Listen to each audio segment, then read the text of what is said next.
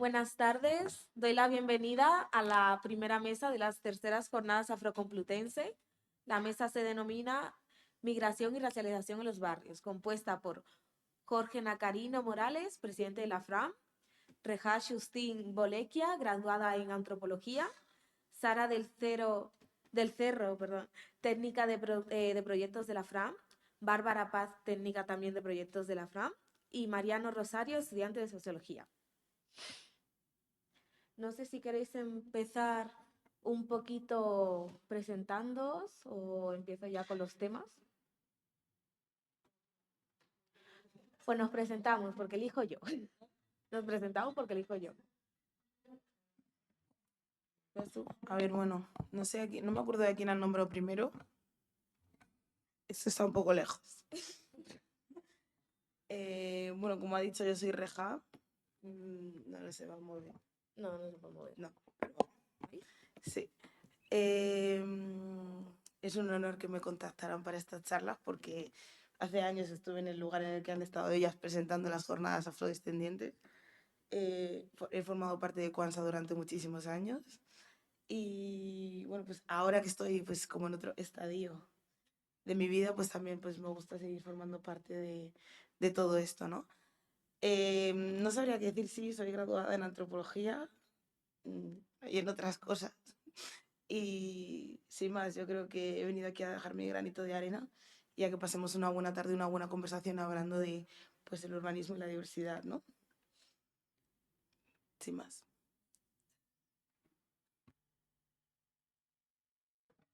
Pues por continuar, bueno, mi nombre es Jorge, como han dicho, soy el presidente de la Federación Regional de Asociaciones Vecinales de Madrid desde hace poquito tiempo, desde el mes de octubre. La federación somos una entidad, somos la federación que agrupa a todas las asociaciones vecinales de la Comunidad de Madrid, de toda la región. Somos en total unas 305 asociaciones, si no recuerdo mal el nombre, el dato exacto, que agrupamos en torno a unas 200.000 socios y socias. Estamos diseminados por toda la región, aunque bueno, fundamentalmente en la ciudad de Madrid, donde algo más del 50% de las entidades federadas forman parte de la ciudad y también, sobre todo dentro de lo que es el entorno metropolitano de la ciudad, porque al fin y al cabo, bueno, pues las asociaciones vecinales están como no puede ser de otra manera, ¿no? Donde está el grueso de la población de la región. Para nosotros, la verdad es que la invitación nos pareció muy interesante porque para mí, y muy especialmente, uno de los principales retos cuando asumí la presidencia de la federación era la necesidad de que desde el movimiento vecinal abordáramos una cuestión que creemos fundamental, que no solo es la participación juvenil dentro del movimiento, sino sobre todo la participación de la población migrante de la región en el movimiento vecinal, porque, bueno, luego hablaremos más, ¿no? Pero sí que nos parece muy importante el hecho de que a día de hoy todavía, por ejemplo, aunque tengamos barrios que casi tienen el 40% de población migrante, esa participación en el tejido social, en el tejido vecinal, pues todavía no hemos conseguido y evidentemente pues hay errores que cometemos y nos parecía muy interesante poder participar de un espacio como este para debatir y para conocer y compartir y trabajar esa participación. Y me callo, que si no...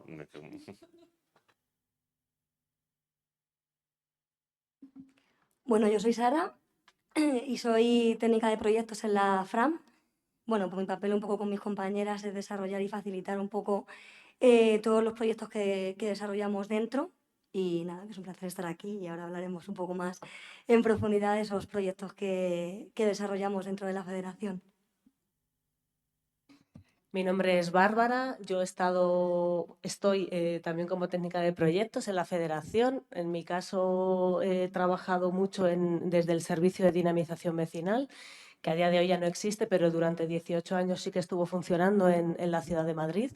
Y es un poquito, además, responde a esta necesidad que las asociaciones vecinales tuvieron en ese momento, ¿no? Hace 20 años, cuando empezó a llegar población migrante a los barrios, y era una realidad que desde las propias asociaciones no se sentían seguras, no manejaban, ¿no? Ciertos códigos y ciertas realidades.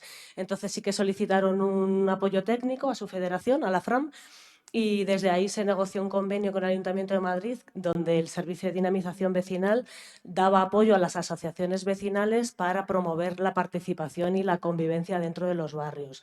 Y ahí pues estaba claro que una de las líneas era trabajar con jóvenes, con migrantes y con toda la población en general para abrir estos canales, ¿no? Y generar sobre todo espacios de encuentro para que desde ahí poder trabajar y poder atraer a esa participación, ¿no? Que a día de hoy todavía seguimos persiguiendo, porque todavía hay cosas que no funcionan y hay que seguir reflexionando el por qué.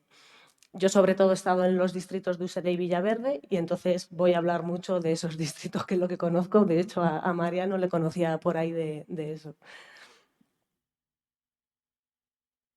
Bueno, pues un poco por alusiones, y ya que soy el último, me voy a presentar.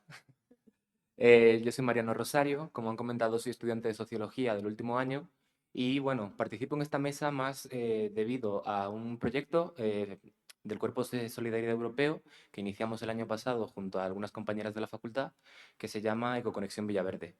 Es un podcast de sostenibilidad, bueno, que avanzaré un poco más adelante, pero básicamente el proyecto en sí me ha dado una visión a diferentes niveles y bastante transversal sobre lo que es el distrito de Villaverde, cómo se articula tanto a nivel sociológico como en otros ambientes, ¿no? Yo voy a hablar de sociología, que para algo es lo que estudio. Y nada, para aportar un poco a la conversación e intentar nutrirla desde esta perspectiva. Bueno, pues comienzo yo lanzando los debates. Principalmente vamos a hablar de las personas, porque actualmente a mano alzada, más o menos, no son datos verídicos, por así decirlo, o sea, no son datos justos. En España hay mayoritariamente una población de unos 6 millones de personas migrantes. Eso sin contar a hijos de migrantes que tenemos documentación, personas que han entrado al territorio español por las fronteras, ya sean aéreas o marítimas. Es un aproximado de las personas migrantes que hay en España. No ya sean personas racializadas y no racializadas. Vale. Con este alzado le quiero preguntar a Reja, ya que ella estudia antropología, cómo desde la antropología se ve el movimiento de la migración, o sea, qué sentido tiene. ¿Qué sentido tiene el movimiento de la migración dentro de la antropología? A ver, A ver. teniendo en cuenta de cuáles son los factores por los que una persona se mueve, Pueden ser moviliza. varios, ¿no? O sea, también hay que decir que yo como afroantropóloga, pues yo le pongo el afro a todo delante, sí, es lo que hay. No soy una persona, no me puedo considerar misma una persona migrante, porque estoy en el mismo sitio en el que nací y crecí, porque no me lo consideré, el INE no me considera migrante.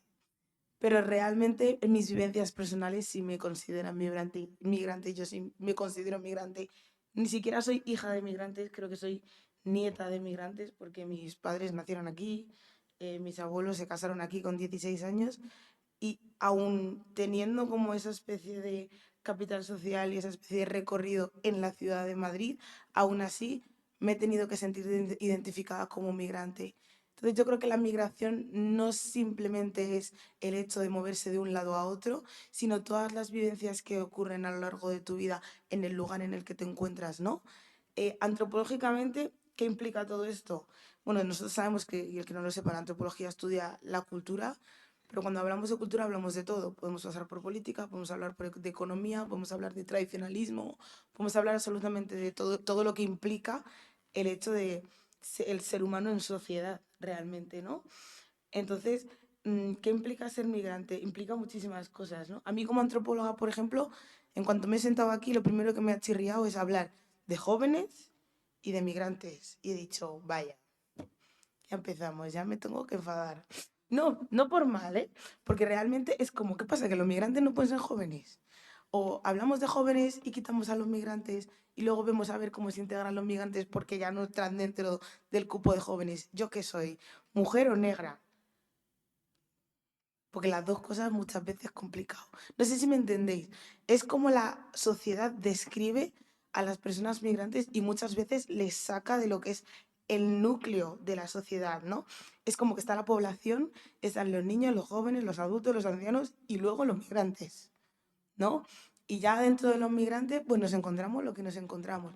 Yo creo que la antropología entra dentro de cómo la sociedad determina y cómo la sociedad nombra a los migrantes y que, podríamos decir, cómo nos cataloga para que empecemos a hablar si realmente formamos parte de la mesa o no formamos parte de la mesa, realmente, ¿no?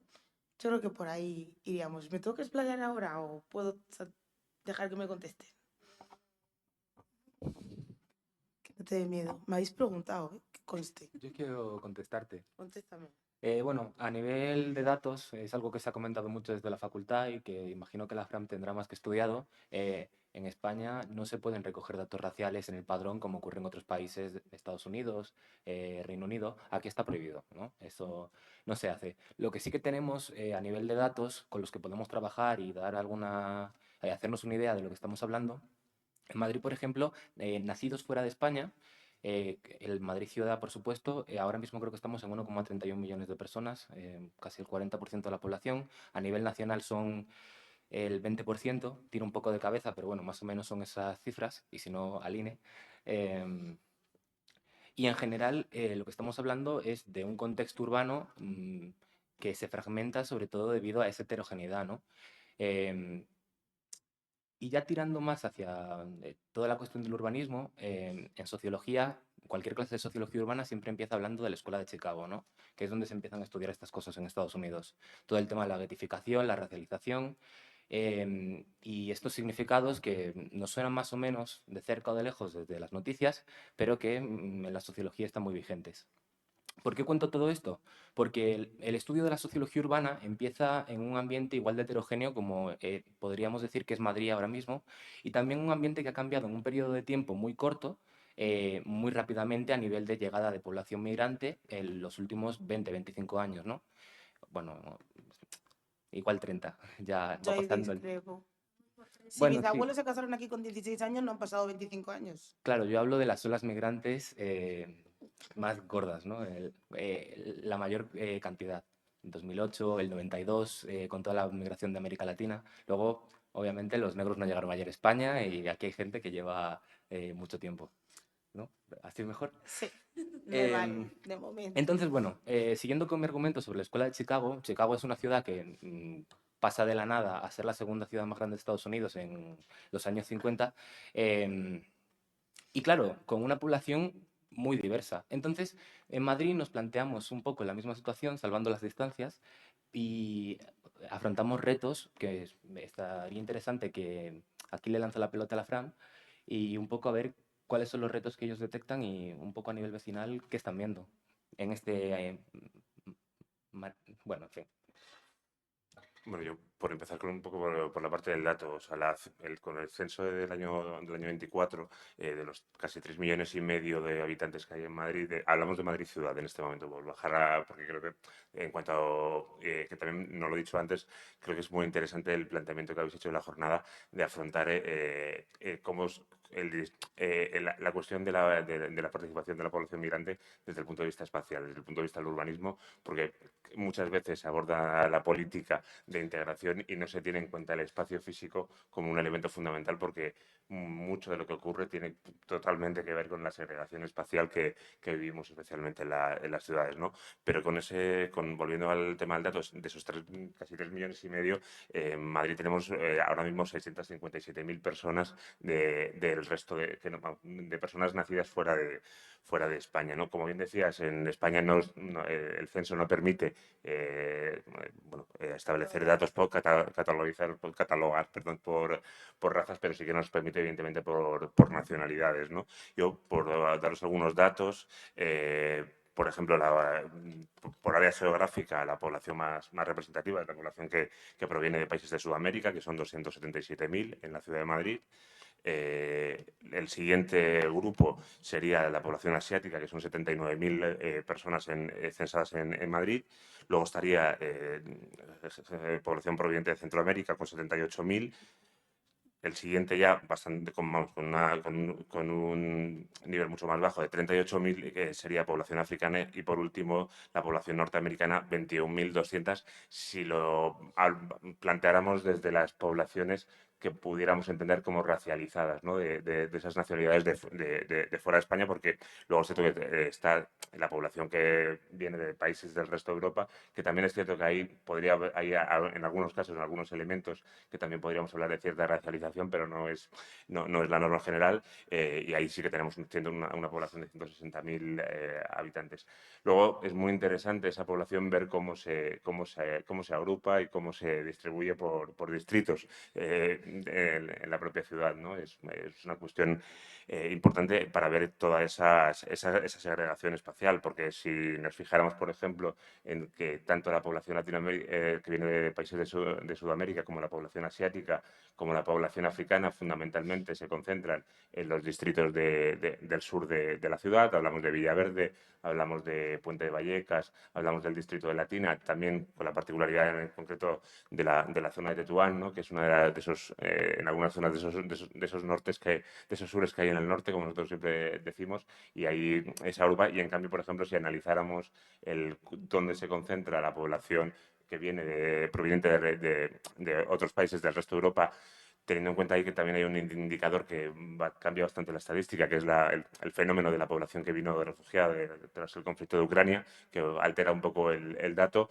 Vemos como ahí sí que no existe esa segregación espacial, ¿no? Vemos como la población supuestamente no racializada no se segrega en el territorio, en cambio aquellas que vienen de nacionalidades racializadas sí que tienen una clara, vamos, una segregación espacial más que evidente.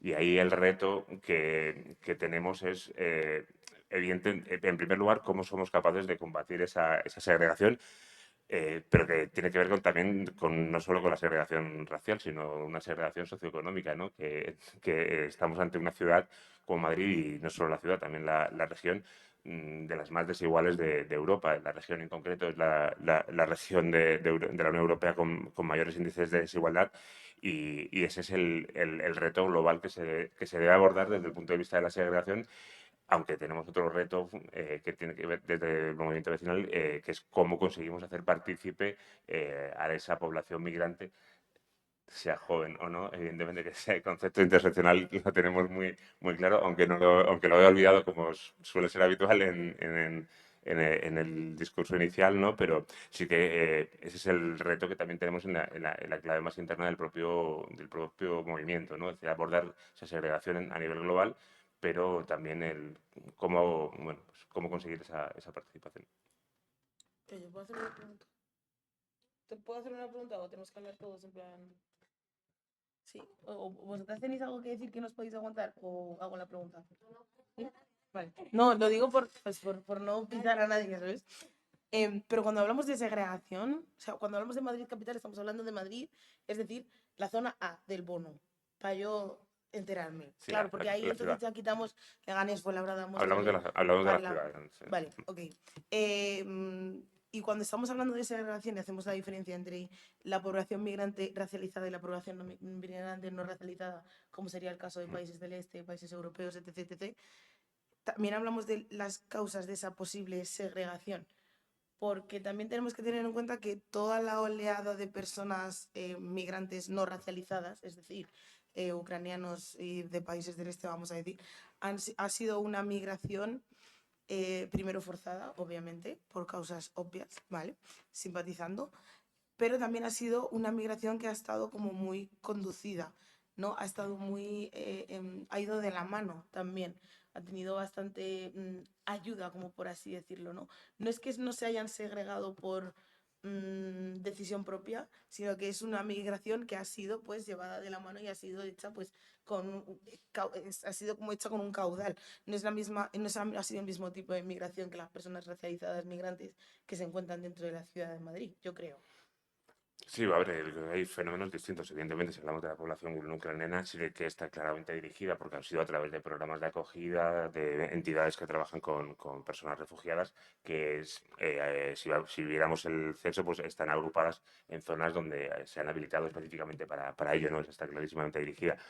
pero no todas, porque, por ejemplo, si hablamos de personas de ciudadanos nacidos fuera de España, dentro de la Unión Europea, una de las nacionalidades más presentes en España y en Madrid, perdón, es la población italiana, y evidentemente esa en absoluto ha sido dirigida, ¿no? Yo creo que la segregación, sobre todo, es una segregación económica y clara. Es decir, que lo que pasa es que evidentemente lo que se da es esa doble desigualdad en cuanto a la población racializada, ¿no? Esa situación bueno, por qué no decirlo, de pobreza y esa desigualdad racial, ¿no? Esa interseccionalidad de la que hablábamos antes, ¿no?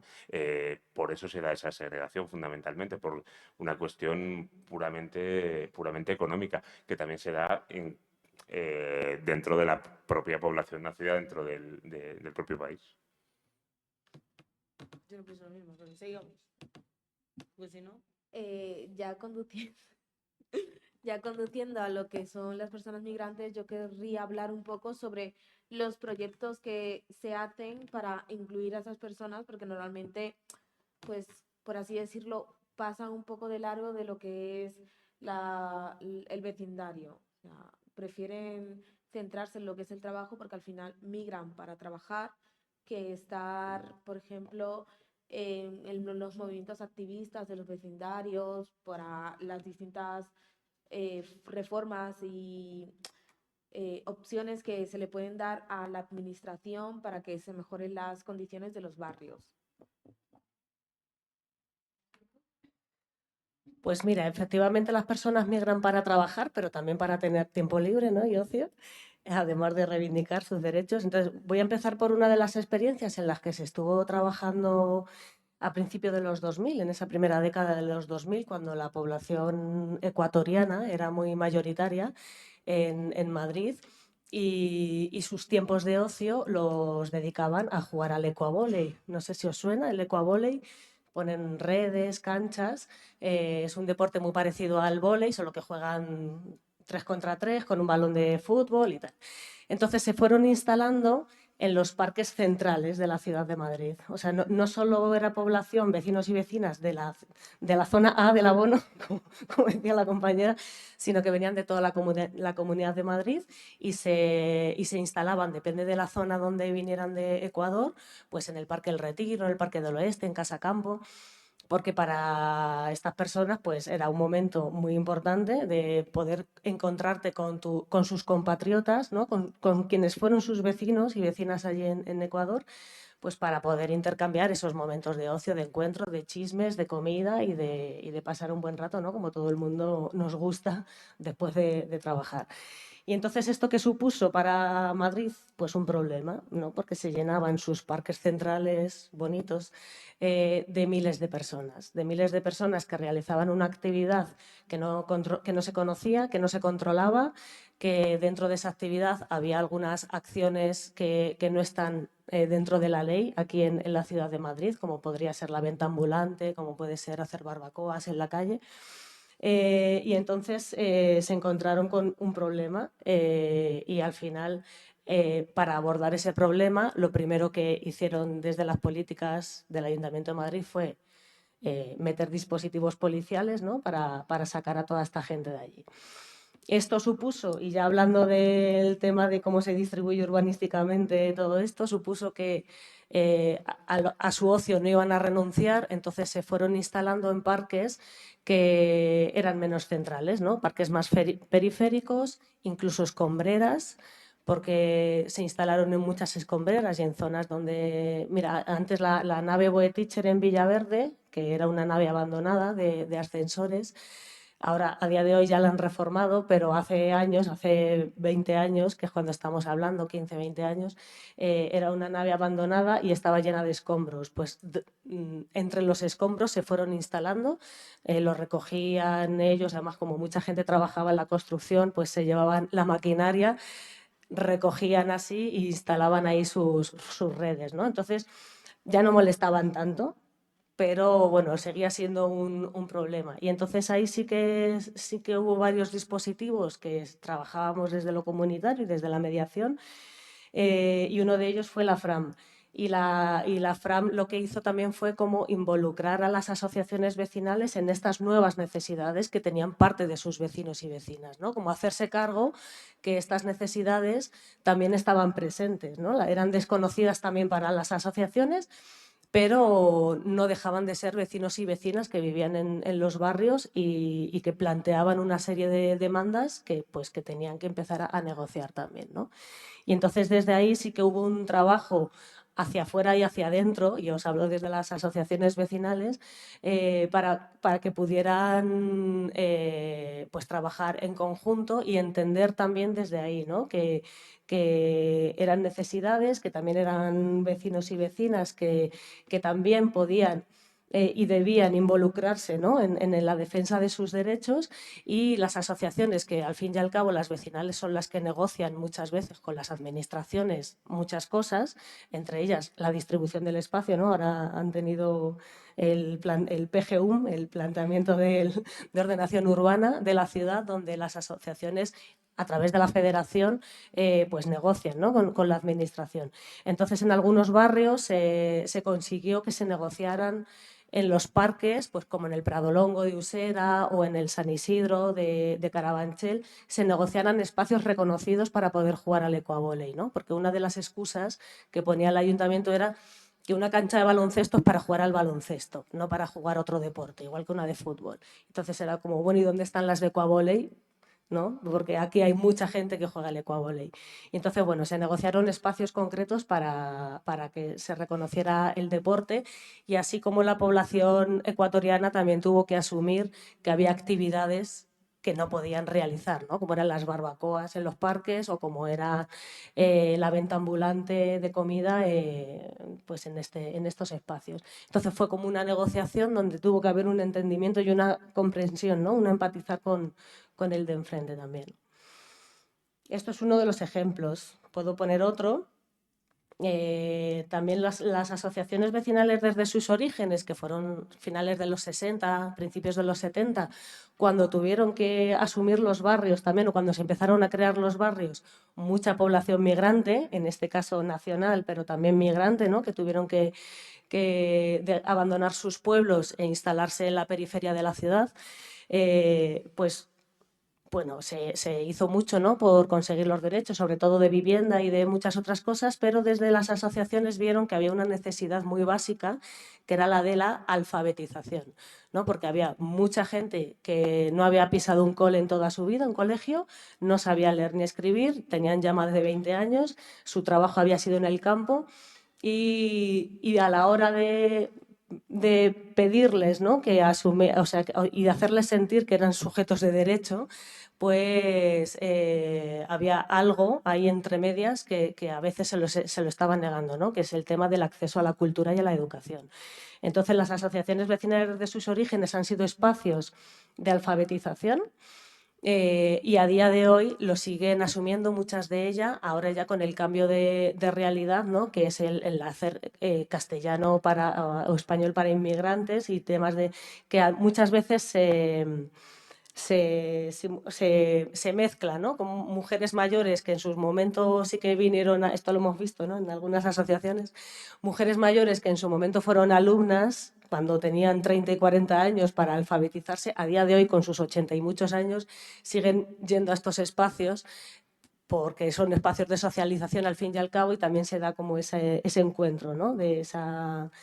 Con otros vecinos y vecinas que vienen de otros países, y bueno, pues se dan como encuentros muy interesantes, ¿no? Muy puntuales también, pero muy interesantes, porque desde ahí también se les interpela para que empaticen, ¿no? De que ellas, cuando vinieron de sus pueblos, se encontraron con una realidad, y las personas que vienen ahora de otros países se encuentran con muchas de esas realidades, ¿no? Desde el acceso el difícil acceso de los recursos, pues el tema de muchas veces la discriminación, no en el mismo sentido, pero sí que las personas paletas, ¿no? Que venían del pueblo cuando llegaron en su momento, pues también sufrieron cierta discriminación, no es comparable con la de ahora. También la precariedad la vivieron en sus carnes, el tener que compartir una vivienda entre varias familias, eso muchas de ellas también lo vivieron cuando llegaron aquí en La Chabola. Entonces, bueno, desde ahí buscar también esos espacios, ¿no? Esas similitudes que tuvieron en su juventud para que también entiendan y se solidaricen con las realidades que están viviendo ahora sus vecinas y vecinos, ¿no? De otros países. Bueno, pues siguiendo un poco con el tema de espacios de encuentro, que creemos que es una de las potencialidades mayores que tienen los proyectos de la FRAM a través de las asociaciones vecinales. Yo voy a hablaros de los espacios de encuentro que se generan entre mujeres. Bueno, ha habido como varias experiencias y hemos rescatado para hoy 3 que creemos que arrojan mucha luz sobre esos retos que nos preguntabais antes, ¿no? De qué retos detectamos a raíz de estos proyectos que vamos generando, ¿no? Bueno, pues el primero es Aterrizando en el Barrio, que fue un proyecto que se hizo el año pasado en el distrito de Latina y partía de varios grupos de mujeres de procedencias diferentes. Se juntaron finalmente como unas 50 mujeres, ¿vale? Y entonces el objetivo que tenían estos grupos era compartir esas dificultades que se habían encontrado al llegar de sus países de origen a los barrios. Pues se dividieron como en temas, había temas de sanidad, de educación, ¿no? Y lo que se hacía era que en un primer momento se hablaba de cómo se denominaban los recursos en sus países de origen para intentar ver similitudes con el país de acogida, ¿no? Para que así fuera como un poco más sencillo entender qué estaba sucediendo, porque uno de los grandes problemas que se planteaban y uno de los grandes retos es el tema de la administración, ¿no? El cómo encuentran dentro a la hora de hacer trámites y demás esa barrera con la administración. Entonces, ahí, con todas esas conclusiones que se sacaron, se hicieron como dos partes. Una parte que fue una pequeña guía que se daba a las personas que llegaban a los barrios, como un poco que servía de acogida, ¿no? En el que se planteaba un poco cómo es el proceso de una persona que llega de su país de origen a su barrio y qué dificultades se encuentra. Y luego una sesión con profesionales de las diferentes administraciones del distrito de Latina, además de entidades sociales y de vecindad en general, ¿vale? Se encontraron en una sesión en la que las propias mujeres, a través de dinámicas y demás, planteaban todas esas conclusiones que habían sacado e intentaban visibilizar y evidenciar cómo había sido ese proceso desde que llegaron de su país de origen y las principales dificultades que encontraban. Como una manera de intentar ver que uno de los grandes retos es que la gente que trabaja en la administración pública conozcan cuáles son esas dificultades y de esa manera ver estrategias para facilitar que eso deje de suceder, ¿no? Perdona, porque es que tengo la boca sequísima. Por eso uno de los retos era precisamente ese, ¿no? Involucrar a la administración pública, pues al final como puerta de acceso a los derechos básicos de cualquier persona cuando llega, ¿no? Desde el padrón hasta la atención en el centro sanitario, etc. Y bueno, con otros dos otros 2 ejemplos de espacios de encuentro de mujeres que se hacen desde la federación, pues está el grupo de Mig Mujer, que está en Puente de Vallecas y se genera un poco con la intención de que sirva como grupo de acogida a mujeres migrantes que llegan al barrio y un poco que sirva como red de apoyo emocional y práctica de cualquier tipo, ¿vale? Ahora mismo es un grupo muy numeroso, será en torno a 150 mujeres aproximadamente, y la idea es eso, que sirva como de acogida. Actualmente están desarrollando o están poniendo en práctica poco a poco un diagnóstico para detectar cuáles son las principales dificultades del acceso a la participación de las personas migrantes en los procesos comunitarios que ya se dan en los barrios. Y el último, ya no me enrollo más, es el de madres solas. En diferentes territorios, a lo largo de diferentes años, se han impulsado como grupos de encuentro en torno a diferentes necesidades. Se busca la necesidad común y a partir de ahí se intenta generar una red de apoyo. En el caso de madres solas, pues son mujeres que tienen cargas familiares y están solas. Entonces se generan para, pues en distritos como Usera, en Puente de Vallecas, hay en diferentes, ¿no? Y se juntan precisamente para eso, para darse apoyo logístico, emocional y demás.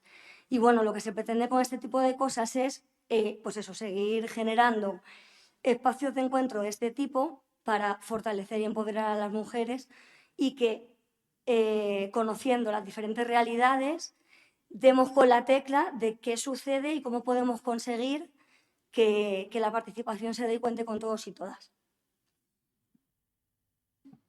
Claro, así poniéndolo como en una frase muy concreta es poniendo el ejemplo, ¿no?, de las mujeres de alfabetización, que muchas de ellas son mujeres marroquíes, que empecemos a contar como reto, que se empiece a contar con las mujeres marroquíes no solo para que hagan un cuscús o un té con hierbabuena en una jornada comunitaria intercultural, sino que se cuente con ellas para que organicen una actividad, lleven una pancarta y luchen también por los derechos y las necesidades que tiene su barrio.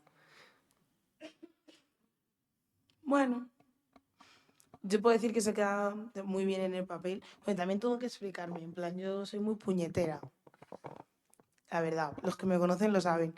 Eso queda muy bien en el papel, pero en la realidad lo que realmente se necesita para atajar todo este problema, lo primero es la regularización.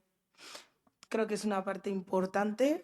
Yo creo que más que el apoyo psicológico y el apoyo moral y el apoyo, si no es reconocida como persona física en el Estado, una persona establecida, ya principalmente ya da igual que pinte o que no pinte porque no cuenta, para empezar.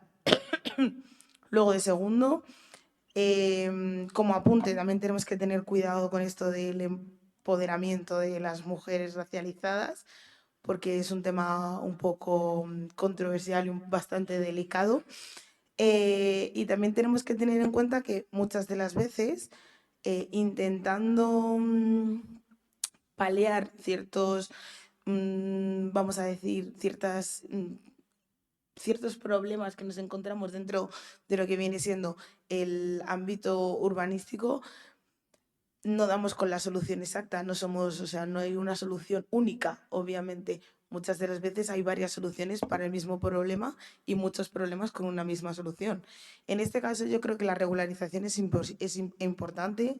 De la regularización entra también el tema de los estudios y de la alfabetización, porque muchas de las personas migrantes vienen con estudios realizados en sus países que no se reconocen en el territorio español. Y muchas de las veces tienes que volver a repetir aquí para que se te reconozcan tus estudios.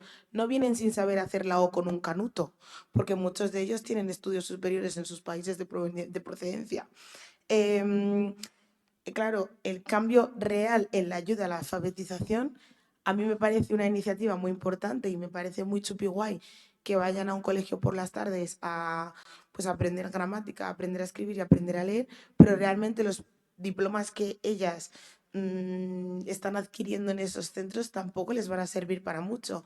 No les van a homologar la ESO para que luego puedan tener un acceso a un trabajo mejor asalariado o un trabajo con muchas mejores condiciones. No sé si me entendéis. Son soluciones que para la foto quedan bien, pero realmente a la hora de utilizarlas carecen realmente de real utilidad, ¿no? Claro, esta segregación, o sea, y esta falta de alfabetización, también como que caemos como en el error de compararlo con las personas como mal se denominaban anteriormente como paletas, pero lo único que hace es que realmente se considere que es la misma situación cuando realmente no es la misma situación.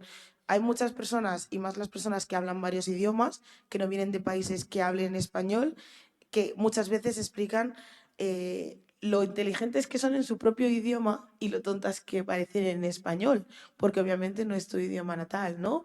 Entonces, eso también hay que tenerlo muy en cuenta. Muchas de las veces está la barrera del idioma, está la barrera económica, está la barrera social, muchas veces también está el problema del capital social igualmente, ¿no?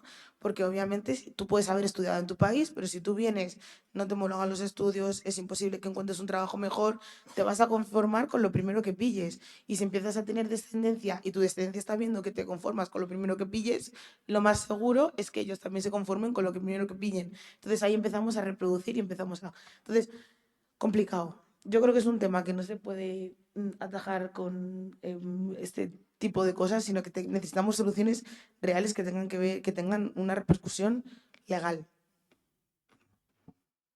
Perdón. Yo creo, o sea, yo estoy totalmente de acuerdo contigo, solo que el tema de la regularización no depende, o sea, depende de la administración de turno. O sea, y efectivamente también se ha peleado mucho por este tema, ¿no? Y se ha recogido en la última recogida que hubo ¿cómo se llama? Para que se haga ley, para llevarlo al Parlamento y que se debate y que se haga ley, ¿no? De que haya otro proceso de legalización de... Sí. Eso, la ILP, no me salía eso, la ILP. Pues además la Fram ha estado muy activa también en eso. Yo creo que no hemos contado nada que quede bonito sobre el papel, estamos contando unas experiencias reales que se han tenido en los barrios, no está escrito, lo hemos escrito para contarlo, pero no es algo que hayamos escrito porque sería lo ideal.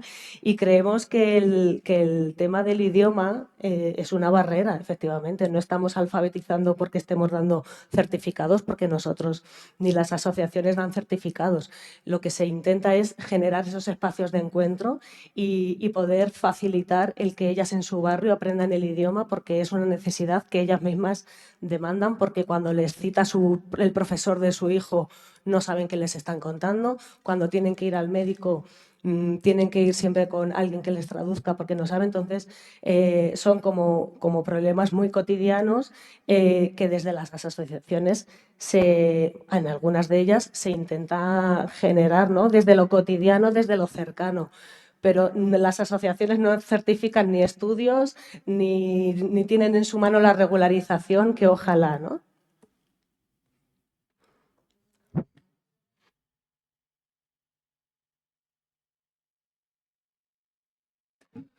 Bueno, yo estaba escuchando un poco todo lo que estáis comentando y por darle un poco de orden en mi cabeza, porque muchas veces en la sociología se tiende a darle, bueno, explicaciones estructurales o sistémicas a todo lo que ocurre, ¿no? Y intentando armar un mapa, me acordé de Aznar en el año 96 y de la regularización masiva que hizo el PP. ¿Por qué empiezo por aquí? Pues para hablar del doble mercado de trabajo, para hablar cómo España regulariza o no según la situación del mercado de trabajo, según la situación de la mano de obra y cómo esto no es algo arbitrario, no es que ahora estemos peleando la regularización masiva y no se puede hacer. Es una cuestión de cómo afecta a los intereses del capital, cómo se reproduce la mano de obra y los intereses que hay para mantener a una fuerza de trabajo precarizada y en unas condiciones totalmente vejatorias. ¿Cómo se llama esto? Neoliberalismo. No hay más, pero tampoco quiero caer en esta explicación de es el capitalismo, es la lógica neoliberal. Podemos ir más allá, ¿no? Y podemos especular o hacer un análisis más centrado en el territorio, en el urbanismo y cómo eso se puede expresar a través de algo que a día de hoy se conoce como ciudad neoliberal, que es algo con lo que las asociaciones vecinales están peleando todos los días y que no es otra cosa que, bueno, esta idea de esta deshumanización y esta aplicación de las lógicas del mercado de forma constante a la realidad de las ciudades y sobre todo de nuestros barrios. Entonces, claro, aquí tiro más de lo que ha comentado Bárbara, porque en todo esto, por si no fuera poco, por si no fuera suficiente, tenemos todo el tema de la diversidad racial, que no lo dejaría yo únicamente en los migrantes, porque aquí hay mucha gente que hace ya muchos años dejó de ser migrante, sino que Madrid de por sí, si analizamos la ciudad y su estructura, ya viene con unas configuraciones a nivel geográfico bastante heavy y tochas de cómo se estructuran desde los medios de comunicación, las estaciones centrales, ¿no? Tenemos de un lado Chamartín y del otro lado Príncipe Pío. Y cómo todo eso ha ido articulando tanto el transporte de mercancías, donde vive la clase obrera y donde ha vivido de forma histórica desde Felipe II la burguesía madrileña, por usar el término, ¿no? No es que yo, bueno. Entonces, los migrantes, a la hora de ser absorbidos y toda esa diversidad, ha entrado a formar parte de ese mercado precarizado laboral y se ha ubicado de forma prácticamente paralela en esos distritos y zonas deprimidas, digamos que en un principio acompañando a la población nacional y en algunos casos llegando casi a ser más del 60%, como es el caso de San Cristóbal de los Ángeles. Entonces, yo tengo como ese mapa en mi cabeza, ¿no? Y siempre que se habla de urbanismo, pues bueno, me gusta como tenerlo presente. Hay situaciones totalmente límites a nivel urbano y a nivel de infraestructuras, de infravivienda. Yo me lo llevo todo al urbanismo porque, bueno, me gusta la sociología urbana y considero que tengo que hablar un poco desde ahí. Y tenemos puntos muy deprimidos, como puede ser Cañada Real, que sigue estando en Madrid, que siguen ahí y que es una cuestión que no podemos dejar de lado si estamos hablando de urbanismo. Yo no sé si habéis tenido la oportunidad de ir ahí, pero otro ejemplo de infravivienda en la Comunidad de Madrid y en la ciudad no hay. Y entonces, bueno, sigo ya que estoy, pues lo suelto todo, ¿no? Y entonces, bueno, pues en este mapa pienso también, claro, habéis hablado de la cuestión de la educación, lo ha dicho Reja, porque el tema de la educación, digamos que sigue siendo una barrera para las comunidades migrantes y también para las personas que están aquí. Lo que se ha venido a llamar fracaso escolar, que no es otra cosa que el sistema fallándole a los estudiantes, por una inversión desigual. Comentaba Jorge, Madrid es la comunidad, es el territorio europeo con mayor desigualdad y segregación. Bueno, a nivel educativo también ocurre. Hay un informe, si no recuerdo, creo que es de Cruz Roja o de Oxfam, bueno, que señala a Madrid justo como el nivel más desigual y segregado a nivel educativo de la Unión Europea. De esto también se ha hablado mucho, pero también nos hace una idea de cómo estas estructuras se reproducen y claro, en este panorama tan gris, ¿qué hacemos? Pues yo que he sido un hipermilitante prácticamente desde que nací, ¿no? Creo que ahí está la labor de las asociaciones vecinales y ver cómo se refuerzan. Me vino a la mente una cosa. Cuando llegaron la primera no, pero sí como la oleada más grande de inmigrantes dominicanos a España en el año 92, mi abuela vino en esa ola. Eh, la mayoría, pues bueno, las primeras vinieron a Canarias y el resto, que es lo que la mayoría de la gente conoce, vinieron a Pozuelo y se reunían todas en una plaza. Esto se ha puesto muy de moda con todo el tema del documental que ha sacado Netflix sobre Lucrecia, pero también tiene cierta relevancia porque los propios migrantes también tienen una agencia y son capaces de autoorganizarse. En aquella época, solo por decir unas cuantas, surgieron la Asociación de Madres Dominicanas, ACUDEBI, que es una asociación cultural que aglomera pues, todo este capital intelectual que fue llegando y que aquí pues, se vio un poco desterrado hacia ese mercado laboral de segundo grado. Entonces, bueno, también está esa cuestión de la agencia y se organizaron y dieron bastante por saco con el ayuntamiento de Pozuelo y después del asesinato de Lucrecia, pues bueno, también siguieron reivindicando todo el tema de la memoria. Entonces, al final es una cuestión muy complicada todo el tema del espacio, pero lo que está claro es que al final ya no solo que es compleja, porque eso sería quedarse en una explicación muy vaga, sino que modela y interviene mucho en la vida diaria de las personas, que me parece que es una idea clave que no podemos salir de aquí como sin tenerla clara. Y ya...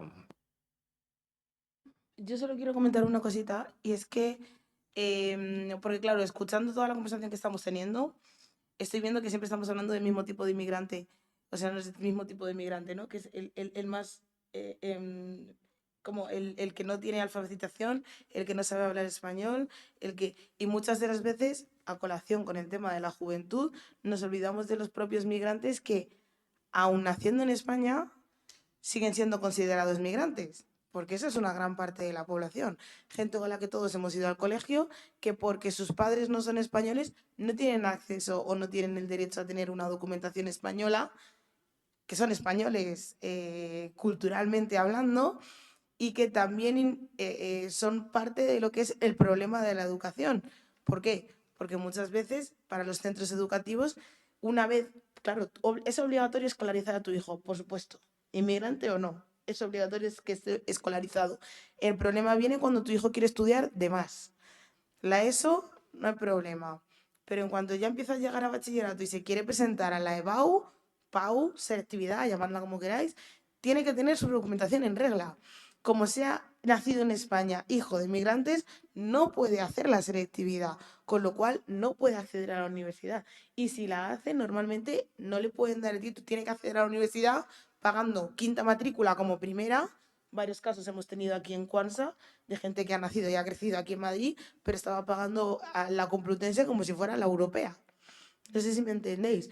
Entonces, esa es una parte muy importante de la desigualdad dentro de la juventud de la ciudad de Madrid, porque yo creo que ahí ya no entramos en migrantes, no migrantes, ¿no? Porque si hablamos de migrantes como personas que no han nacido en territorio español, también no tenemos que olvidarnos de los migrantes que sí han nacido en territorio español y no gozan de lo que viene siendo los derechos como ciudadanos españoles, vamos a decirlo de esa manera, ¿no? A colación con lo que estaba diciendo Mariano, muchas veces sí que, claro, hablamos de los barrios en específico, pero también tenemos que tener en cuenta eso, ¿no? ¿De qué tipo de migrante vamos a hablar? Porque ahora mismo en esta sala, todos los que nos consideramos migrantes hemos llegado a lo que viene siendo el estatus social de estudiante o trabajador o no sé cuánto, y también tenemos parte de esos problemas, ¿no? Como ha comentado antes, creo que había sido Bárbara también, el tema de que esas mujeres puedan participar en las cuestiones vecinales. Muchísimas veces no participan no porque no quieran participar en estas cuestiones vecinales, sino porque ahí también tenemos otro problema. Muchas de las veces las cuestiones vecinales son para propietarios y sabemos perfectamente que la mayoría de personas que residen en estos pues, pisos o en estas casas no son propietarias, normalmente son alquilados y alquiladas. Eso por un lado. Luego, por otro, es el problema que tenemos nosotras mismas aquí como mujeres jóvenes españolas, es que muchísimas veces cuando en la mesa se habla de mujeres, se están hablando de mujeres blancas, no se están hablando de mujeres racializadas. Nos pasa con todo, nos pasa el 8M, nos pasa en la universidad, nos pasa con todo. Si no es una mesa sobre racismo, ¿a cuánsa no nos llaman? Cuando quieren hablar de sanidad y quieren hablar del IRPF y lo que sea, la opinión de los racializados no nos importa. En cuanto queremos hablar de temas de racismo, de temas de segregación, de temas de lo pobre que es Villaverde, lo rico que es Pozuelo y de lo mal que se vive en San Cristóbal, no llaman a los racializados. No sé si me entendéis. Yo creo que por eso va un poquito. O sea, tenemos que delimitar qué tipo de migrante estamos. Oye, esa discriminación a San Cristóbal no me está gustando, ¿eh? No pasa nada. Yo soy de Carabanchel.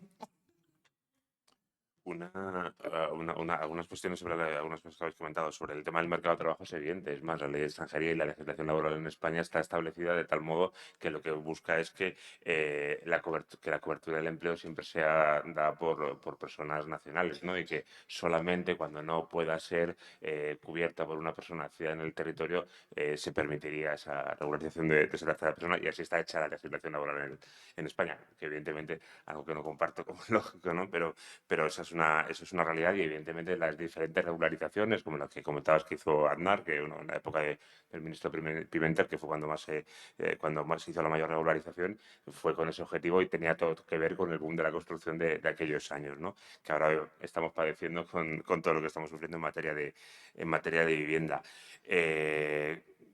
Cuando hablaba antes de esa segregación económica que tiene que ver con la segregación espacial, y que evidentemente ocurre con la población racializada, especialmente por ese vínculo que tienen por esa pobreza o esa situación de desigualdad que tienen con respecto al resto, yo creo que tenemos un ejemplo muy claro de cómo no ocurre, aun cuando con gente que, aunque no todos no son racializados, porque la gran mayoría seguramente son blancos y descendientes de ciudadanos europeos, tenemos un fenómeno súper claro ahora mismo en Madrid y en España, que es la llegada masiva de población venezolana.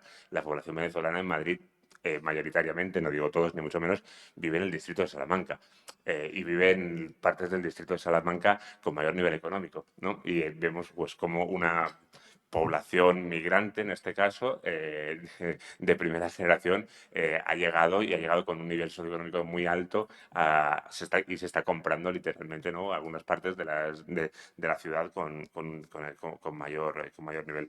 Y solamente hay una cuestión con respecto yo creo que sí que es importante hablar de la participación de las personas migrantes y cómo no se sienten a veces interpeladas, o cómo no somos capaces de involucrar a todo el mundo en las problemáticas de los barrios, pero sí que diferenciaría. O sea, yo no creo que sea una cuestión que tenga que ver con los propietarios, es decir, yo creo que hay que diferenciar. Es decir, el movimiento vecinal no tiene nada que ver con las comunidades de propietarios, es decir, son espacios muy distintos, ¿no? Y es un debate que tenemos que tener, porque yo creo que cuando en estos pequeños diagnósticos que intentamos empezar a hacer, cuando nos analizamos, quizá el principal error que a veces tenemos las personas nacidas o no en España, no migrantes de generaciones anteriores, es que a veces todavía cometemos el grave error de percibir a las personas migrantes cuando acuden a nuestras asociaciones como participantes de alguno de nuestros programas y no como vecinos y vecinas, ¿no? Ese es el error que a veces pecamos. Bueno, pues evidentemente tenemos que analizarnos y reconocerlos, a veces de cierto asistencialismo a la hora de participar, ¿no? Y no entender que quien acude es un vecino o una vecina, es un igual que quiere participar contigo de las soluciones del barrio, ¿no? Que es el debate que tenemos que nosotros sobre todo tener y saber cómo romper esos estereotipos que también nosotros tenemos dentro, evidentemente. Yo ya me canso de ayudar a la gente a romper estereotipos, ¿eh? O sea, en mi idioma se dice, a estas alturas de la tarde no podemos seguir así. En plan, yo creo que España lleva demasiados años con población migrante como para seguir hablando de temas de estereotipos. Porque yo también estoy harta de que siempre ¿hablas español? No. Como tengo cara de que no lo hablo, pues no lo vamos a hablar ahora. Es que yo entiendo que para las personas blancas, porque vamos a diferenciar personas blancas y las personas racializadas, es muy fácil decir, sí, claro, yo voy encaminado por unos estereotipos. Sí, pero a estas alturas de la tarde no podemos seguir hablando de estereotipos realmente, ¿no? Porque estamos hablando de unos números, estamos hablando de un 20% de la población, estamos hablando de un 40% de la población. O sea, que puede ser tu vecino. Yo creo que existe la posibilidad muy grande de que sea solamente tu vecino. No sé, yo creo que también nosotros nos ponemos unas vendas para no ver la realidad, ¿no? Y que las personas migrantes pueden formar parte de cualquier tipo de escenario. Yo Claro, creo que es muy importante. pero ojalá pudiéramos dejar de hablar de estereotipos, ¿no? Pero la realidad es que están presentes los estereotipos. Están presentes no por nuestra culpa. Por supuesto que no. quienes tienen los estereotipos. Exacto. Claro, ¿no? Pero quienes tienen los estereotipos, al final un estereotipo es una manera sencilla de relacionarte con la realidad, ¿no? De estereotipar, pues de clasificar. Esto significa esto. Y ojalá no existieran, pero es que la realidad, o sea, el racismo, el machismo, todos estos ismos existen porque existen los estereotipos a día de hoy y ese es el reto, el desmontar esos estereotipos. Claro, pero yo creo que las personas que trabajan con la sociedad, es decir, personas como sociólogos, antropólogos, personas que trabajan en asociaciones vecinales y encima tratándose de los barrios en los que trabajan, yo creo que esos estereotipos tendrían que haberlos superado ya.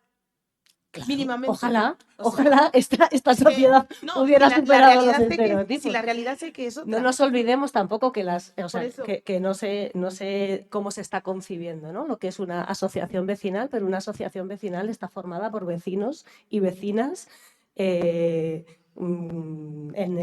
barrio, personas que dedican parte de su tiempo a luchar por los derechos y una calidad de vida y de infraestructuras y de acceso a los servicios públicos por sus vecinos y vecinas, ¿no? Que al final nadie paga a nadie, quitando quienes estamos aquí hoy presentes, ¿no? Que somos técnicas, pero las personas que forman las asociaciones vecinales son vecinos y vecinas con su experiencia, con sus estereotipos y con sus ganas de pelear también derechos para todo el mundo, ¿no?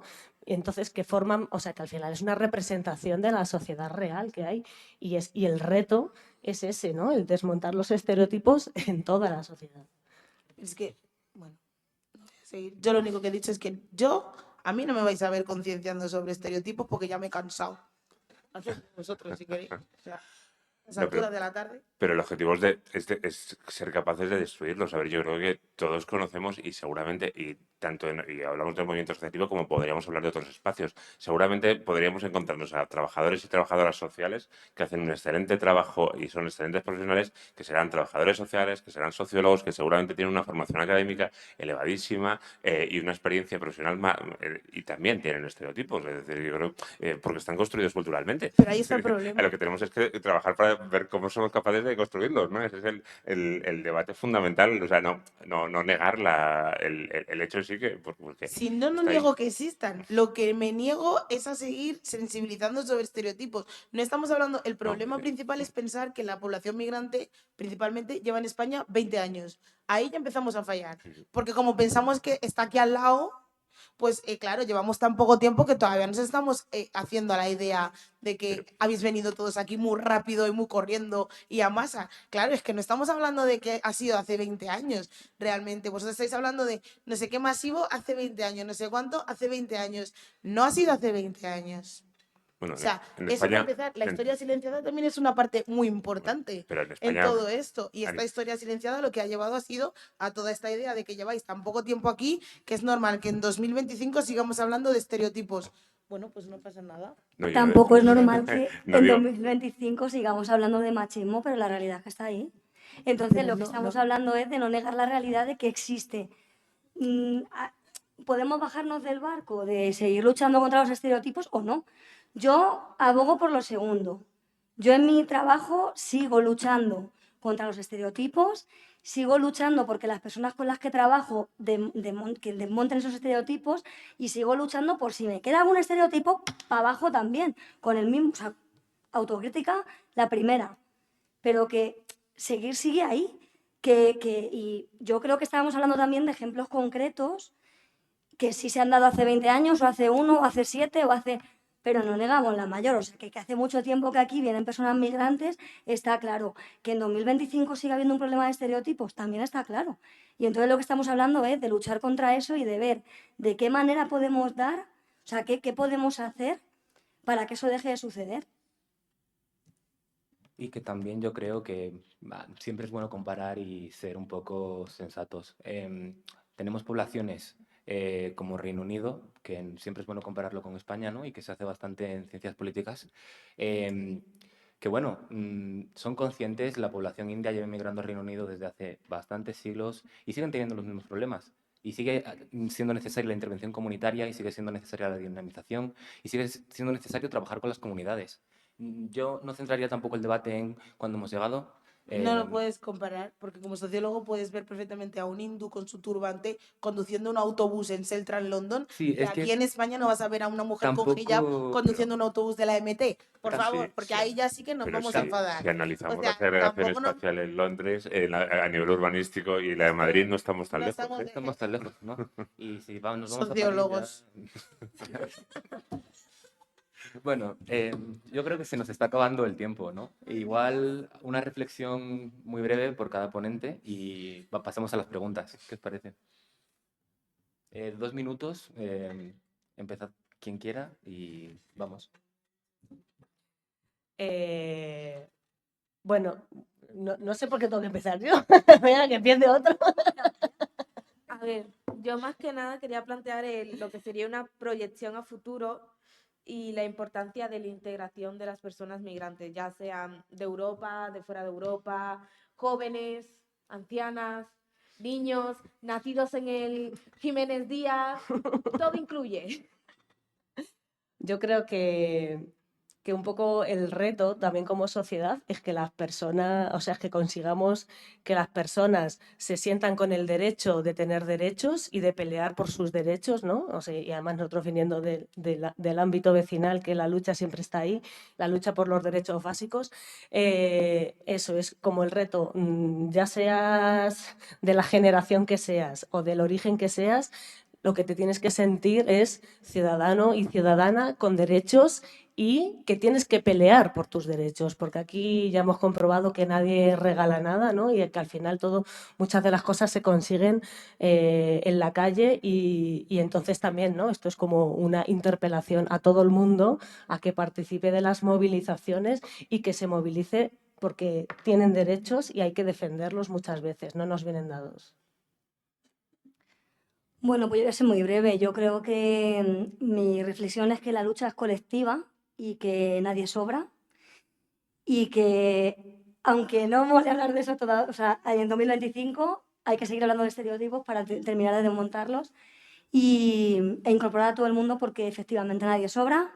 La lucha es colectiva y los derechos están ahí, pero cualquiera nos los quitan también. Entonces hay que seguir alcanzando más derechos y que nadie se quede atrás de esos derechos, que todo el mundo pueda acceder a ellos. Bueno, yo Creo que, primero, que no vamos a poder abordar o solucionar buena parte de estos problemas si no abordamos problemas de fondo, ¿no? Como habláis de estos modelos de desarrollo económico en el que nos plantean, ¿no? Creo que aislar la realidad social de ese modelo es prácticamente, creo que sería un error, porque al final nunca acabaríamos solucionándolo. Es decir, somos capaces de contraponer determinados modelos que son los causantes principales de esa segregación, de esos fenómenos de desigualdad, o la desigualdad, evidentemente, va a seguir estando ahí encima de la mesa. Y lo que sí que debemos ser capaces, creo, tanto desde las entidades sociales como desde los espacios de participación que puedan tener todas las personas migrantes, sean de la generación que sean, es ser capaces de ver cómo interrelacionamos, es decir, cómo unos y otros somos capaces de actualizar nuestra manera de trabajar, nuestra manera de participar, para que todos y todas nos sintamos interpelados en esa necesidad de trabajar conjuntamente en esos modelos nuevos de movilización, para poder conseguir, bueno, pues ser capaces de contraponer esos modelos y de generar alternativas. Como resumen, que me ponéis en unas tesituras. Bueno, referido a lo que ha dicho Lisette ahora, lo último, la integración social o la inclusión social, tengo que decir que es muy importante son muy importantes los procesos de inclusión social, no los establecidos, estudiar los establecidos para no seguir repitiendo el mismo tipo de inmigrante una y otra vez, porque de esa manera influenciamos en la propia perspectiva del inmigrante sobre sí mismo y en la perspectiva de la sociedad sobre el propio inmigrante, reproduciendo más estereotipos. Yo creo que eso reduce todo lo que hemos estado comentando en esta mesa. Obviamente existen los estereotipos, no he dicho que no existan, solo he dicho que yo ahí ya no me meto. Quiero seguir en el siguiente paso. Y poco más. O sea, bueno, y el tema de los sociólogos yo no lo trato. O sea que seguimos. Bueno, antes de empezar una guerra interdisciplinaria, os digo que nos busquéis en Spotify. El podcast se llama Ecoconexión Villaverde. Hablamos de estas cosas más ampliado. Siento que se nos han quedado muchas cosas en el tintero, pero el tiempo es el que es. Y pues a modo de resumen, yo diría que hay una parte de la población madrileña a la que se le está negando el derecho a la ciudad, como diría Lefebvre.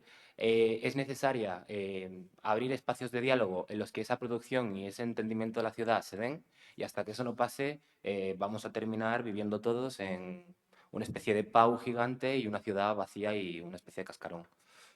Solo eso. También le quiero dar paso al público si quieren comentar algo. No me sulfuren a reja, por favor. ¿El qué? Has dicho mi nombre. Hola, sí. Primero, me han encantado todas vuestras intervenciones. Ha sido bastante entretenido, la verdad. Tenía una pregunta. Yo soy estudiante de Sociología y Relaciones Internacionales. Y justo ahora estamos haciendo como, en la última parte de nuestro grado, estoy en quinto, hay una parte que es experta en desarrollo. Tenemos una asignatura que es planificación de proyectos y para el desarrollo. Entonces, mi pregunta era que a los miembros de la FRAM, que si dentro de la configuración y la planificación de estos proyectos, si veis como que haya diversidad o inclusión de diferentes, o sea, diversidad racial, o hay diversidad dentro de los técnicos, o es solo a la hora de, dentro ya de cuando se hacen los proyectos, que es para gente diferente. Es que no sé si me explico. En plan, si la gente que crea estos proyectos también es de diferentes sitios, o si solo son los que reciben como esos proyectos. Sí, si hay inclusión dentro de la creación también de estos proyectos, o cuáles son los pasos, si se tienen en cuenta como el input de esas personas, o en general. ¿Te refieres a si se tiene en cuenta ese perfil? Eso último no lo he pillado. Es que sí, si hay Si personas hay personas, racializadas, sí. vale. Dentro de las personas. Sin más, vale. A ver, en esa descripción, evidentemente, hay mucho menos de lo que sería necesario. Eso está eso, de antemano. Es cierto que en el desarrollo de muchos de estos proyectos son proyectos que vienen marcados, los que nos permiten desarrollarlos por la propia administración. Es decir, que nosotros los proyectos que desarrollamos que tienen financiación pública, que son los que te permiten poder contratar a ese personal técnico para el desarrollo de los proyectos, los indicadores te los establece la administración correspondiente, ya sea pues Comunidad de Madrid, Ayuntamiento de Madrid o un ministerio, ¿no? Es decir, que hay una parte de diseño previo de esa futura política pública, aunque sea una política coparticipada, ¿no? Que evidentemente parte de la administración. Se debería contemplar el diagnóstico, en esos diagnósticos de los que deben partir esas políticas, la participación de ese tipo de personas. Seguramente, y nosotros evidentemente intentamos siempre que se va a desarrollar cualquier tipo de proceso, que haya un proceso previo de diagnóstico que sea lo más participado posible. La realidad, todos sabemos cómo se diseñan las políticas públicas muchas veces en este país y evidentemente se cuenta mucho menos con esas perspectivas a la hora del diseño.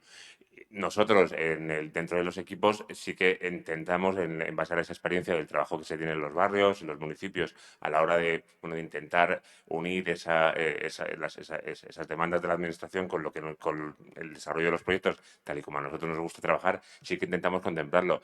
Aunque sí es cierto que nosotros, por ejemplo, en el equipo técnico, no tenemos a día de hoy esa diversidad que nos gustaría tener y somos conscientes de ello. Y evidentemente forma parte de ese diagnóstico interno de que tenemos muchos debes y que tienen que ver por la propia realidad del propio movimiento, ¿no? Es decir, que al final, si yo analizo por ejemplo, nuestra junta directiva de la federación, pues no tenemos esa diversidad que tiene la población que vive en Madrid y evidentemente hacia eso queremos trabajar y eso pues pasa porque, pues, como estamos intentando hacer, en primer lugar diagnosticarnos, ser conscientes de los fallos y de los errores que tenemos y ver cómo también nosotros tenemos que ir deconstruyendo determinadas realidades propias para poder alcanzar ese objetivo.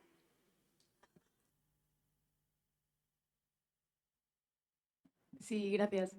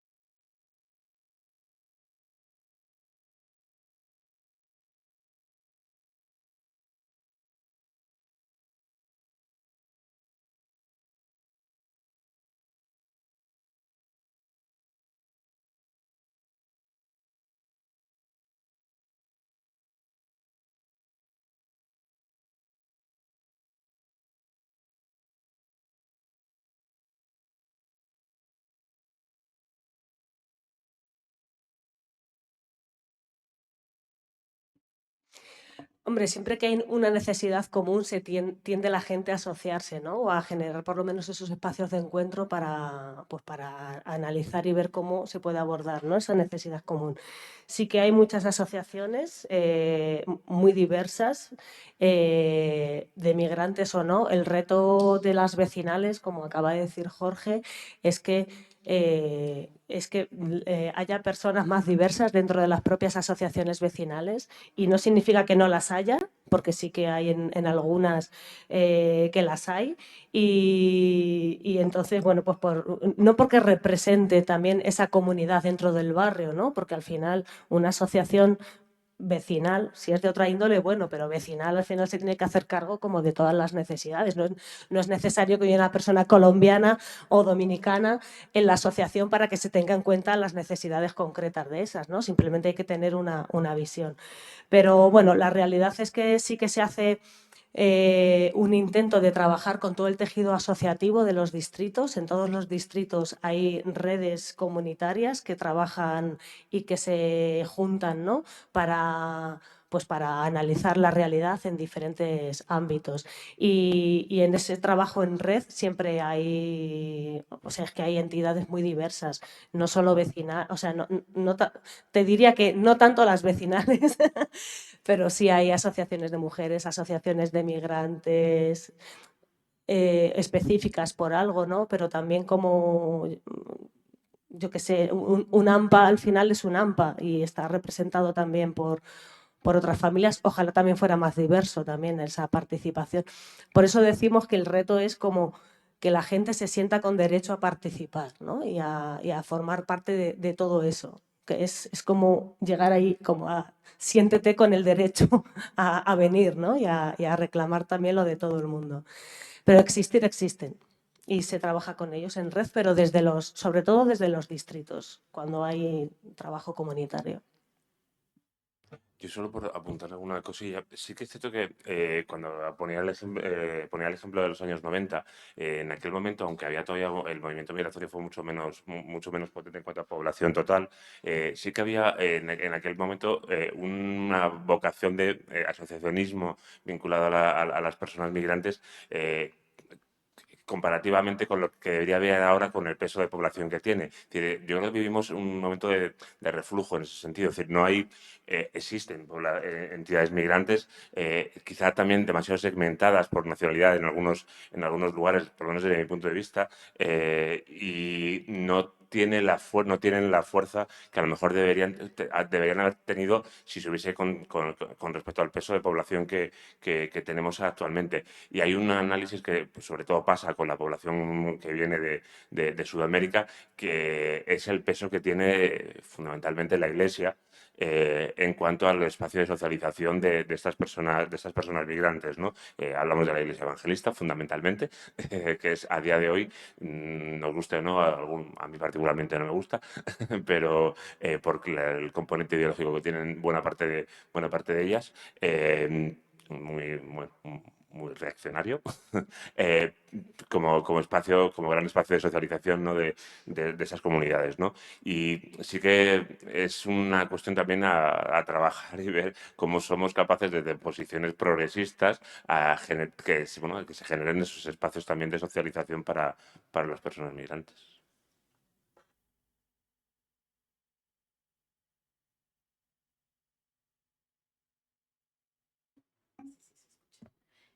Bueno, mi nombre es Laura, soy estudiante del Máster de Estudios de Género y quiero hacerles una pregunta que puede ser muy tonta y muy obvia, pero me gustaría escuchar la perspectiva de cada uno o los que quieran responder. ¿Ustedes encuentran una diferencia entre migrante y extranjero o es lo mismo de manera institucional o viéndolo desde una perspectiva también activista? ¿Creen que es lo mismo? Yo primero. A ver, yo desde la ignorancia, porque ni soy antropóloga, ni trabajo en asociaciones de vecinos, ni soy socióloga. O sea, yo desde la documentación y desde mi punto de vista, para mí un extranjero es alguien que va a un sitio por un tiempo determinado. O sea, una persona que, por ejemplo, está de turismo, pero por un año, cosas así. Una persona migrante es alguien que decide dejar su vida atrás y empezar una nueva vida en otro país para poder ayudar a las personas de su vida anterior a poder subsistir o a poder avanzar sobre todo en temas económicos. Ya después lo que digan las personas letradas, pues es otra cosa. Yo como antropóloga te diría que aquí en España es lo mismo a día de hoy. Extranjero, inmigrante, coloquialmente, de calle, realmente. Porque nosotros hablamos de migrantes dentro de la academia, porque sabemos que son personas que han sufrido un proceso migratorio, pero realmente fuera de la academia existe diferencia entre inmigrante y extranjero. Yo creo que no. Yo creo que los sitios en los que se habla de esas dos personas se equiparan. Es lo mismo un extranjero que un inmigrante. Realmente no hay. Y la diferencia creo que estaría en la definición en sí, ¿no? Porque yo, por ejemplo, soy extranjera, dependiendo de quién me esté mirando. Yo puedo sacar el DNI o puedo no sacarlo, pero siempre lo que dice mi cara es que yo en España, en Europa, soy extranjera, porque realmente vengo de otro sitio. Aunque yo no haya sufrido un proceso de migración, no haya hecho un viaje migratorio, no sé si me entiendes. Entonces yo creo que realmente, yo creo que coloquialmente hablando, a pie de calle es lo mismo, no sé. Que nos pasa también a nosotros culturalmente o endoracialmente, o sea, los extranjeros son los extranjeros en España y en Guinea nosotros también tenemos extranjeros, el de Senegal, el de Mali y el de Camerún son extranjeros en mi país, o sea, son inmigrantes, o sea, yo creo que coloquialmente lo equiparamos mucho. Sí, pero incluso en procesos de migración que han sufrido una nacionalización, ¿no? Se han regularizado su situación, también han sufrido una integración muy bizarra y resulta que, yo qué sé, resulta que son latinos y adoptan el acento y de repente resulta que son blancos porque vienen de Caracas y da la situación que bla, bla, bla. En el momento en el que hacen algo, vamos, pierdes la nacionalidad así. Entonces, yo creo que se lo deja todo. No todos somos españoles hasta que tienes que salir en la tele porque has hecho algo o así, yo qué sé, te has metido con el código penal. Es verdad, ¿eh? Apoyo. O sea, Mi madre siempre lo dice, el día que matéis a alguien no seréis españoles, seréis hijos de guineanos. Es verdad.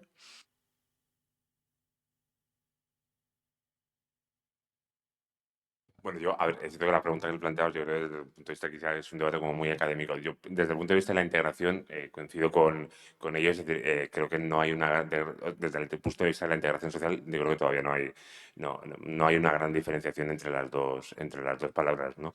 Yo creo que, bueno, eso es una realidad. Yo hace no mucho, por un tema de un trabajo, veo un pequeño documental con una serie de entrevistas a personas migrantes, en este caso estaba radicado en Alemania, y uno de ellos ponía un ejemplo muy chulo, que él decía que había hecho un viaje fuera de Alemania, no recuerdo qué país de Europa, y que por primera vez en su vida le llamaron alemán de mierda, es decir, fuera de Alemania, y dijo, es la primera vez en mi vida que me he sentido integrado, ¿no? Pues tiene mucho que ver con eso, ¿no? Es decir, que yo creo que esa integración todavía no se da y esa diferenciación no se da desde el punto de vista no, del debate de calle, como me planteaba.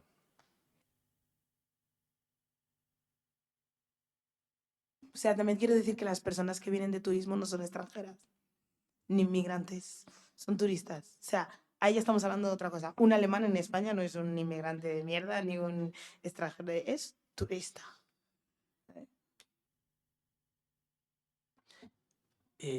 Bueno, quería hacer una pequeña apelación o una respuesta a lo que comentó Jorge, que me resulta muy curioso que muchas de las comunidades latinas o extranjeras se reúnan en sitios evangelistas, en iglesias, en templos.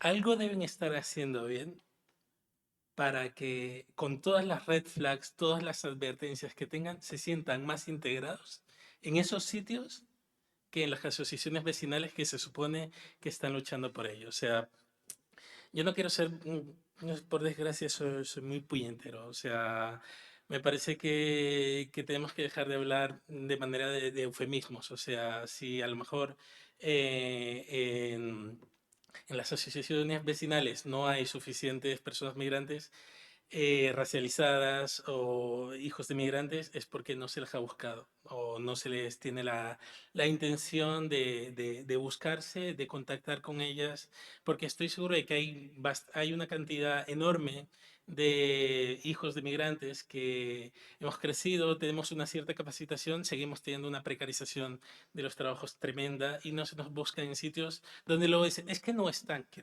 o sea, que no hay especialistas, sobre todo la mayoría, que solemos irnos por las partes de las humanidades, de las sociales, y me parece que es un eufemismo, es que no hay suficientes, o sea, no estoy de acuerdo. En ese sentido, me parece que desde el punto de vista vecinal, yo soy vecino de Vicálvaro, llevo viviendo en Vicálvaro, si no estoy equivocado, 20 años, que es un barrio obrero que se ha derechizado de una manera absoluta. Y sin embargo, a pesar de que tengo conocidos que han estado en las asociaciones de vecinos, conocidos cercanos. Soy una persona política militante de izquierdas. Nunca he recibido ninguna llamada, nunca he podido sentirme con la potestad de decir, puedo ir a hablar con los compas de la sociedad de vecinos, porque los problemas que atañen a la comunidad blanca, vecinal española, no son los mismos que atañen a nuestras comunidades. O sea, a mí me parece que, aparte de la falta de representación, hay una falta de apertura, ¿no? O sea, hay una falta de apertura en el sentido de hay que buscar a los vecinos, porque los vecinos no tienen tiempo. Mi madre tiene que venir de trabajar de noche, no tiene tiempo de hacer política, yo tengo 7000 cosas que hacer. También no se puede participar a un nivel político si no tienes tiempo, si lo que tienes es cansancio, si lo que tienes es hastío y si las personas con las que te vas a encontrar ya asumes que hay una cierta hostilidad. No quiero generalizar, pero sí es una sensación bastante particular, bastante específica. Formulándolo en una pregunta, ¿cómo realmente podemos hacer estas convocatorias para las vecinas y vecinos que sean migrantes racializados y de todos los estratos sociales, para que puedan hablar de una manera frontal y de repente nos salga alguien con racistas y hablando sin eufemismos, hablando directamente de que hay una problemática que nos está afrontando, que todas tenemos prejuicios raciales y tal. Yo tengo prejuicios de que algún día la gente blanca y la administración empiece a permitir las agresiones raciales. Yo tengo ese prejuicio o ese estereotipo, pero porque se va acercando la posibilidad de que la ultraderecha llegue al espacio. Y no me lo quiero, y me lo quiero quitar, porque no quiero pensar mal de toda la gente española, pero tengo. Entonces, si yo hago ese ejercicio de voluntad hacia algo que no está pasando y va a pasar, ¿cómo se puede pedir y apelar a las asociaciones de vecinos a que hagan una convocatoria real y una escucha real de lo que está pasando? Lo estoy diciendo de manera práctica, lo podría decir de otra manera más radical, pero me gustaría formular de una manera amable para que se pueda responder también. Vale, esta respuesta sería la que dé cierre a la mesa. Vale, yo para cerrar la mesa, vaya, vaya pregunta. Podríamos empezar por como él planteaba. Hay un primer problema. Hablas de la falta de tiempo. Eso tiene que ver con el modelo de vida que tenemos, el modelo maravilloso, un modelo neoliberal que nos obliga a jornadas laborales hiperextensas, que no nos permite disfrutar del tiempo de vida que necesitaríamos. Tiene que ver con la falta de cultura de la participación también, que eso es generalizado, no es propio de ninguna nacionalidad, evidentemente, sino tiene que ver con ese problema de modelo. Y está claro que hay una parte que nosotros tenemos que hacer desde el movimiento vecinal y es algo que queremos trabajar y estamos trabajando, que es esa idea de cómo somos capaces de construir esa visión que tenemos de las personas migrantes como meros participantes de un determinado programa de intervención social, sino realmente entenderlos y entenderlas como vecinas y vecinos que pueden ser copartícipes con nosotros de la reclamación o el diseño de nuestros barrios, ¿no? Ese es el trabajo que fundamentalmente tenemos que hacer para que esa gente se sienta interpelada como iguales y eso tiene que ver, sin volver a reabrir ningún tipo de debate, con esa necesidad de romper los estereotipos que nosotros también tenemos dentro de las organizaciones. Ese es el trabajo que nosotros tenemos que hacer, bueno, interno y importante para poder llegar a la gente, para que la gente realmente se sienta interpelada y participe como uno más. Yo también, si me permitís responder. Bueno, al final las asociaciones, la gente se reúne, lo decíamos antes, por intereses y por un sentimiento de pertenencia, ¿no? Por eso también se juntan en torno muchas veces pues a nivel cultural, ¿no? O religioso. Eso tiene mucho poder, ¿no? Tú al final te asocias con quien estás cómodo, con quien crees que te va a entender y con quien compartes algo. Por eso es el reto, volvemos a decir, lo hemos dicho desde el principio, ¿no? Dentro del movimiento vecinal, uno de los retos es que la gente se sienta con la invitación de hacerlo. Es verdad y no que algunas veces, que eso efectivamente tiene que ver con un prejuicio de que se crea que te vas a encontrar con un ambiente hostil dentro de una asociación vecinal, ¿no? En algunas puede ser así, ¿no? Pues porque la gente no está acostumbrada a ver negros paseándose dentro de las asociaciones vecinales y eso es algo que tenemos que romper. Pero por otro lado también hay cierto miedo, ¿no? O sea, cierto miedo no es la palabra. Desconocimiento, hay un desconocimiento mutuo, ¿vale? Desde una parte y desde otra. Y por eso es lo que tenemos que intentar es dar en la tecla de que la gente se sienta con las mismas necesidades, con las mismas, al final tiene que ver también con un sentimiento de clase, ¿no? Y yo creo que eso sería como lo importante, volver a recuperar ese sentimiento. Se han hecho muchos intentos y se han hecho muchos llamamientos de diversas maneras. Para participar no tienen que venir a llamar a tu puerta. Tienes que tener esa iniciativa también, ¿no? De participar. Y tampoco tienes que tener el tiempo, porque la gente, si le interesa, ¿no? Y al final quieres sentirse un agente activo dentro de su barrio y militante, sacas el tiempo de donde sea. Yo cuando tenía 20 años estaba en mi asociación y las reuniones eran a las 11 de la noche porque no teníamos otro horario, ¿no? La gente que ha peleado los barrios y se ha peleado la remodelación de los barrios venía de trabajar 10 horas y luego se juntaba, muchas de ellas, por cierto, en la iglesia del barrio y otras no, en los locales, en la calle, en la casa de un vecino, para pelearse la vivienda o los derechos, ¿no? O sea que al final el tema del tiempo y el tema de no sentirte invitado también tiene que ver con una autoexcusa que nos podemos poner cada uno, pero luego hay una realidad que te tienes que sentir acogido dentro del espacio donde vas y ese es uno de los trabajos que se está haciendo, ¿no? El cómo se acoge a la gente y no solo a la gente racializada, sino a los jóvenes en general, ¿no? Porque también existe el estereotipo, volvemos a hablar de esto, ¿no? Es que los jóvenes de hoy no se mueven por nada, ¿no? No les interesa nada. Bueno, pues habrá que romper también con eso, ¿no? Que es una generalidad como muy grande, ¿no? Que también nos tenemos que sentir interpelados como jóvenes, bueno, yo ya no tanto, pero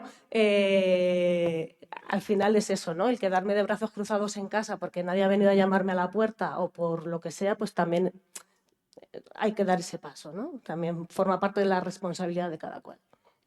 Y Bueno, una ultimísima cosa, perdón, que se me olvidaba comentarte con respecto a lo que decía, a la referencia a la Iglesia Evangelista. Tampoco hay que olvidar que hay gente, y en concreto la Iglesia Evangelista, recibe gran financiación de determinada gente, ¿vale? Hay evidentemente intereses económicos que persiguen pues, que la población migrante participe o encuentre sus espacios de socialización y no otros. Que eso tampoco olvidemos que hay actores que evidentemente juegan en nuestra sociedad. vale. Un último apunte sería el que tenemos una mesita de merchandising que nos haríais un favor enorme.